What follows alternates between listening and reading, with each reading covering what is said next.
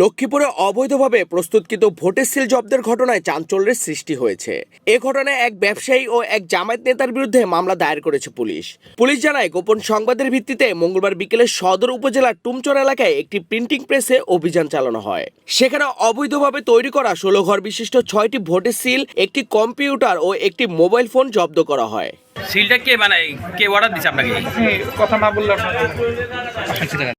এ সময় প্রিন্টিং প্রেসের মালিক সোহেল রানাকে আটক করা হয়। পরে তার দেওয়া তথ্য ও হোয়াটসঅ্যাপ কথোপকথন প্রমাণের ভিত্তিতে জামায়াত নেতা সৌরভ হোসেন শরীফকেও মামলার আসামি করা হয়। পুলিশের দাবি, শরীফের অর্ডারেই এই সিলগুলো তৈরি করা হয়েছিল।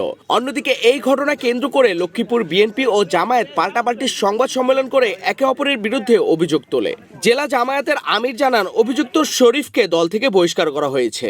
পুলিশ বলছে, আটক সোহেলকে আদালতে সোপর্দ করা হয়েছে এবং তার 164 ধারায় জবানবন্দি গ্রহণের প্রক্রিয়া চলছে।